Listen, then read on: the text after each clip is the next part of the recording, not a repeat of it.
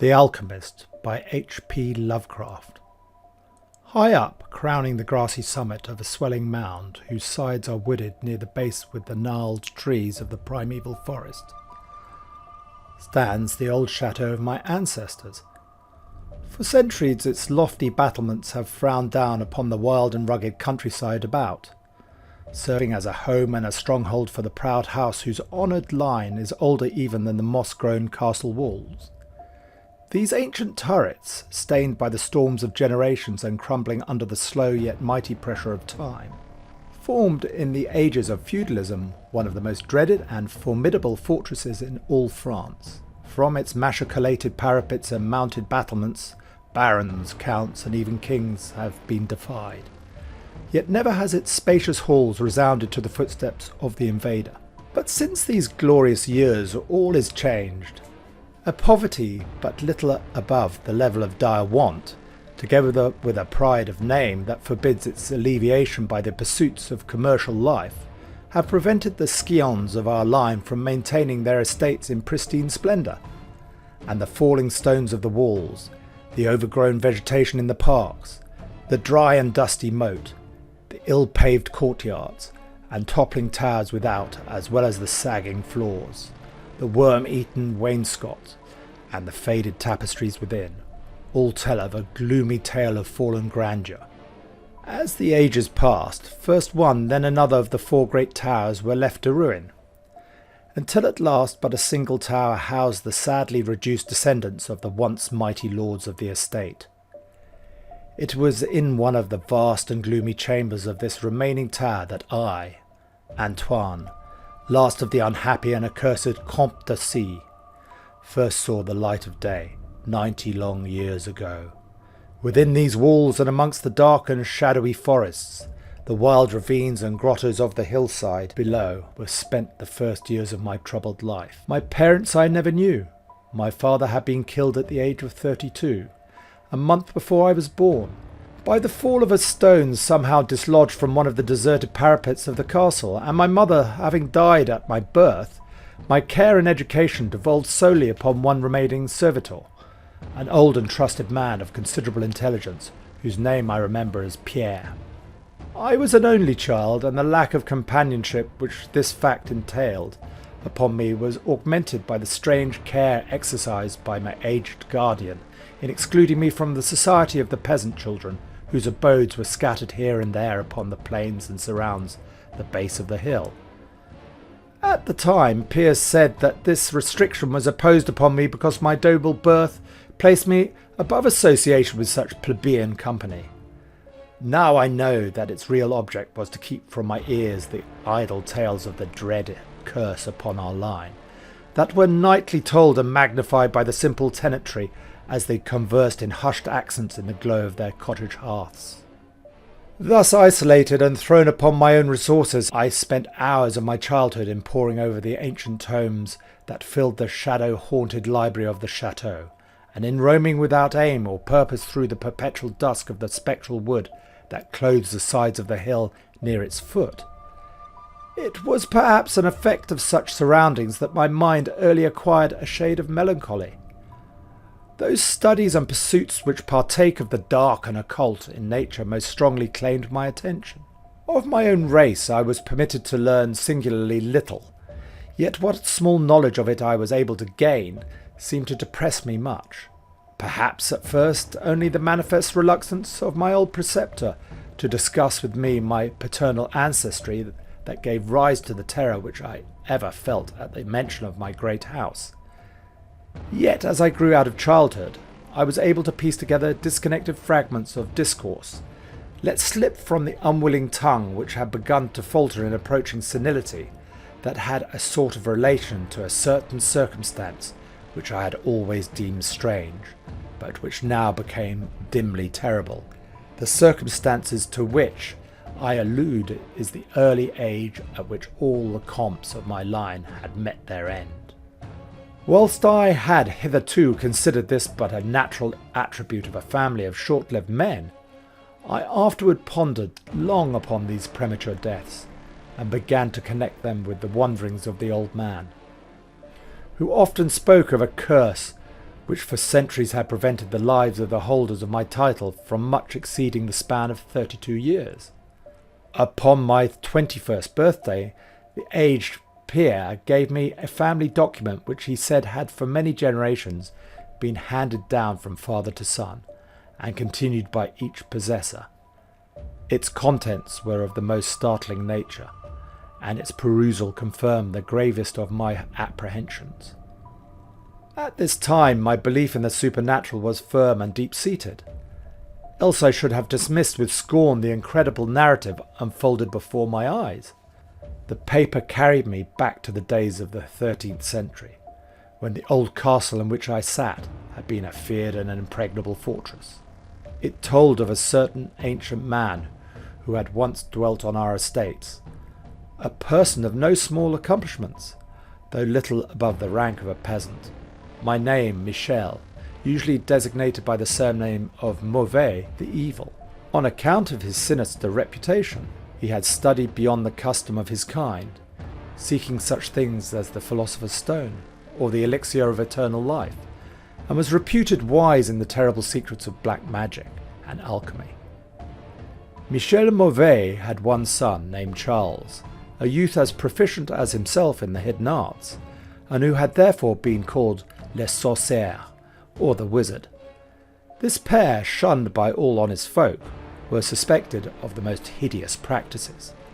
Old Michel was said to have burnt his wife alive as a sacrifice to the devil, and the unaccountable disappearances of many small peasant children were laid at the dreaded door of these two. Yet through the dark natures of the father and the son ran one redeeming ray of humanity. The evil old man loved his offspring with fierce intensity, whilst the youth had for his parent a more than filial affection. One night the castle on the hill was thrown into the wildest confusion by the vanishment of young Godfrey, son to Henri the Comte. A searching party headed by the frantic father invaded the cottages of the sorcerers, and there came upon the old Michel Mauvais, busy over a huge and violently boiling cauldron. Without certain cause, in the ungoverned madness of fury and despair, the Comte laid hands on the aged wizard, and ere he released his murderous hold, his victim was no more. Meanwhile, joyful servants were proclaiming aloud the finding of young Godfrey in a distant and unused chamber of the great edifice, telling too late that poor Michel had been killed in vain. As the Comte and his associates turned away from the lowly abode of the alchemists, the form of Charles Le Sorcier appeared through the trees. The excited chatter of the menials standing about told him what had occurred, yet he seemed at first unmoved at his father's fate. Then slowly advancing to meet the Comte, he pronounced in dull yet terrible accent the curse that ever afterwards haunted the house of C. "May ne'er a noble of the murderous line survive to reach a great age than thine," spake he, when suddenly leaping backwards into the black wood, he drew upon his tunic a phial of colourless liquid, which he threw in the face of his father's slayer as he disappeared behind the inky curtain of the night. The Comte died without utterance, and was buried the next day, but little more than 32 years from the hour of his birth. No trace of the assassin could be found, though relentless bands of peasants scoured the neighbouring woods and the meadowland around the hill. Thus time and the want of a reminder dulled the memory of the curse in the minds of the late Comte's family, so that when Godfrey, innocent cause of the whole tragedy and now bearing the title, was killed by an arrow whilst hunting, at the age of 32, there were no thoughts save those of grief at his demise. But when, years afterwards, the next young Comte, Robert by name, was found dead in a nearby field from no apparent cause, the peasants told in whispers that their seigneur had but lately passed his 32nd birthday when surprised by early death. Louis, son to Robert, was found drowned in the moat at the same fateful age, and thus, down through the centuries ran the ominous chronicle. Henris, Roberts, Antoines, and Armands snatched from happy and virtuous lives when a little below the age of their unfortunate ancestor at his murder. That I had left at most but 11 years of further existence was made certain to me by the words which I read. My life, previously held at small value, now became dearer to me each day, as I delved deeper and deeper into the mysteries of the hidden world of black magic. Isolated as I was, modern science had produced no impression upon me, and I laboured as in the Middle Ages, as rapt as had been old Michel and young Charles themselves in the acquisition of demonological and alchemical learning. Yet read as I might, in no manner could I account for the strange curse upon my line. In unusual rational moments I would even go so far as to seek a natural explanation, attributing the early deaths of my ancestors to the sinister Charles Le Sorcier and his heirs. Yet having found upon careful inquiry that there were no known descendants of the Alchemist, I would fall back to my occult studies and once more endeavour to find a spell that would release my house from its terrible burden. Upon one thing I was absolutely resolved. I should never wed, for since no other branches of my family were in existence, I might thus end the curse with myself. As I drew near the age of 30, old Pierre was called to the land beyond. Alone I buried him beneath the stones of the courtyard about which he had loved to wander in his life. Thus was I left to ponder on myself as the only human creature within the great fortress, and in my utter solitude my mind began to cease its vain protest against the impending doom, to become almost reconciled to the fate which so many of my ancestors had met. Much of my time was now occupied in the exploration of the ruined and abandoned halls and towers of the old chateau, which in youth fear had caused me to shun, and some of which old Pierre had once told me had not been trodden by human foot for over 4 centuries. Strange and awesome were many of the objects I encountered. Furniture covered by the dust of ages and crumbling with the rot of long dampness met my eyes. Cobwebs in a profusion never before seen by me were spun everywhere, and huge bats flapped their bony and uncanny wings on all sides of the otherwise untenanted gloom. Of my exact age, even down to days and hours, I kept a most careful record, for each movement of the pendulum of the massive clock in the library told off so much more of my doomed existence. At length I approached that time which I had so long viewed with apprehension. Since most of my ancestors had been seeds some little while before they reached the exact age of the Comte Henri at his end, I was every moment on the watch for the coming of the unknown death. In what strange form the curse should overtake me I knew not, but I was resolved at least that it should not find me a cowardly or a passive victim. With new vigour I applied myself to my examination of the old chateau and its contents. It was upon one of the longest of all my excursions of discovery in the deserted portion of the castle, less than a week before that fatal hour which I felt must mark the utmost limit of my stay on earth, beyond which I could have not even the slightest hope of continuing to draw breath, that I came upon the culminating event of my whole life. I had spent the better part of the morning in climbing up and down half-ruined staircases in one of the most dilapidated of the ancient turrets.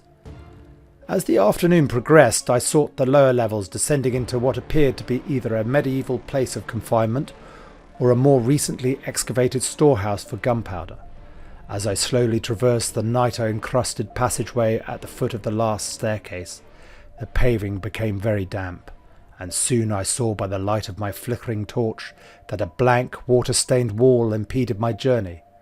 Turning to retrace my steps, my eyes fell upon a small trapdoor with a ring, which lay directly beneath my feet. Pausing, I succeeded with the difficulty in raising it, whereupon there was revealed a black aperture, exhaling noxious fumes which caused my torch to splutter, and disclosing in the unsteady glare the top of a flight of stony steps. As soon as the torch which I lowered into the repellent depths burned freely and steadily, I commenced my descent. The steps were many and led to a narrow, stone-flagged passage, which I knew must be far underground. This passage proved of great length, and terminated in a massive oaken door, dripping with the moisture of the place, and stoutly resisting all my attempts to open it.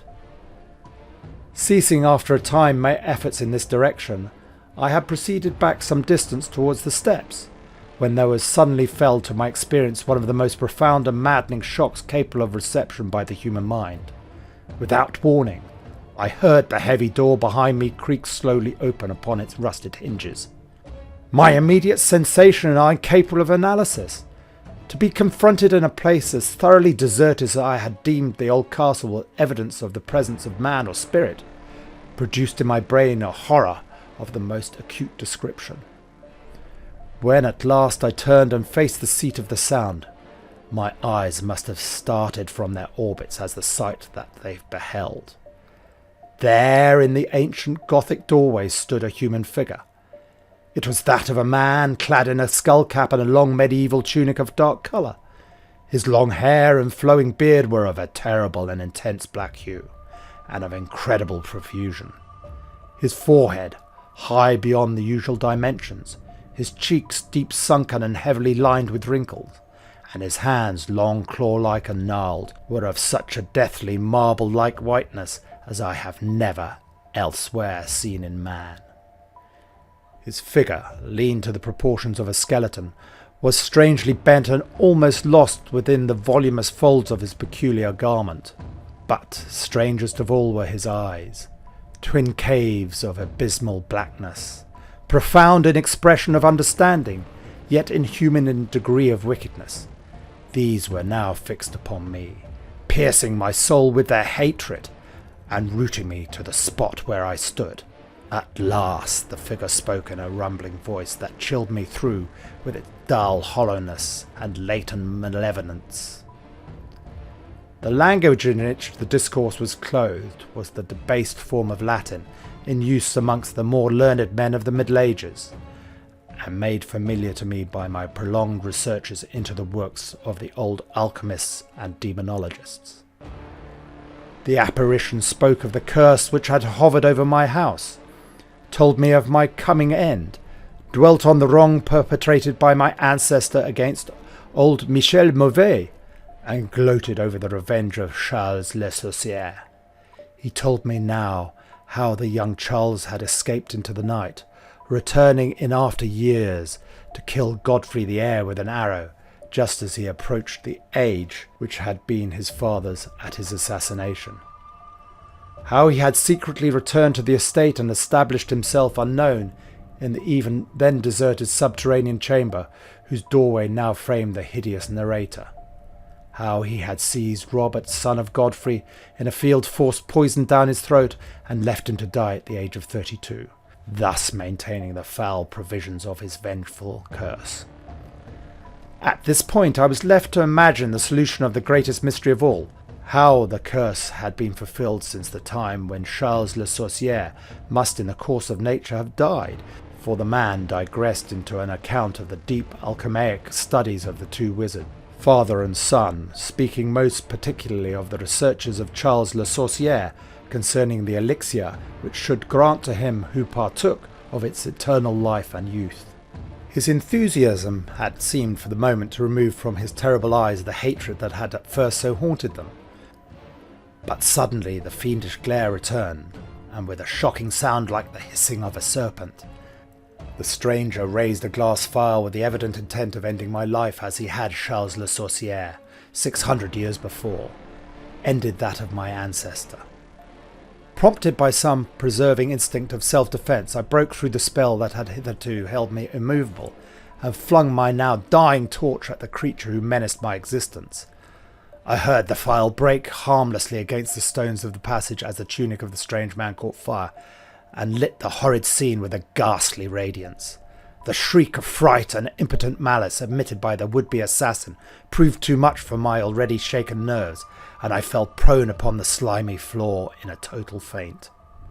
When at last my senses returned, all was frightfully dark, and my mind, remembering what had occurred, shrank from the idea of beholding more.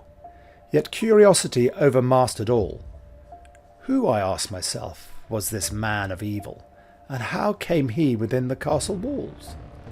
Why should he seek to avenge the death of poor Michel Mauvais, and how had the curse been carried on through all the long centuries since the time of Charles Le Sorcier? The dread of years was lifted off my shoulders, for I knew that he whom I had felled was the source of all my danger from the curse, and now that I was free, I burned with the desire to learn more of the sinister thing which had haunted my line for centuries, and made my own youth one long continued nightmare. Determined upon further exploration, I felt in my pockets for flint and steel, and lit the unused torch which I had with me. First of all, the new light revealed the distorted and blackened form of the mysterious stranger. The hideous eyes were now closed. Disliking the sight, I turned away and entered the chamber beyond the Gothic door. Here I found what seemed much like an alchemist's laboratory. In one corner was an immense pile of a shining yellow metal that sparkled gorgeously in the light of the torch. It may have been gold, but I did not pause to examine it, for I was strangely affected by that which I had undergone. At the furthest end of the apartment was an opening leading out onto one of the most wild ravines of the dark hillside forest.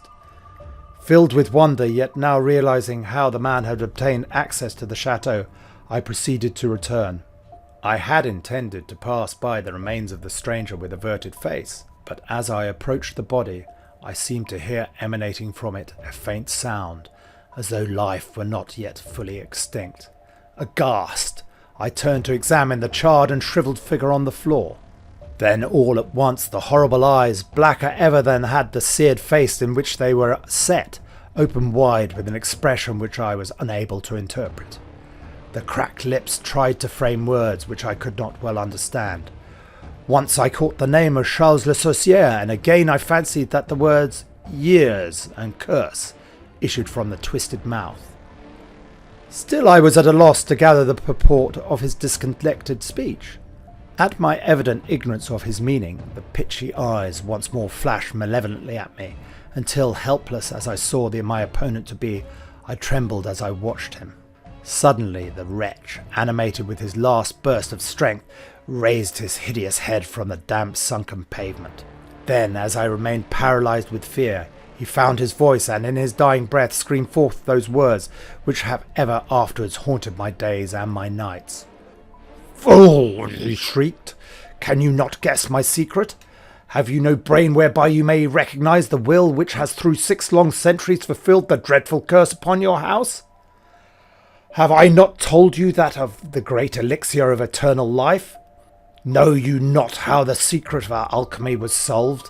I tell you, it is I that have lived for 600 years to maintain my revenge, for I am Charles Le Saucier."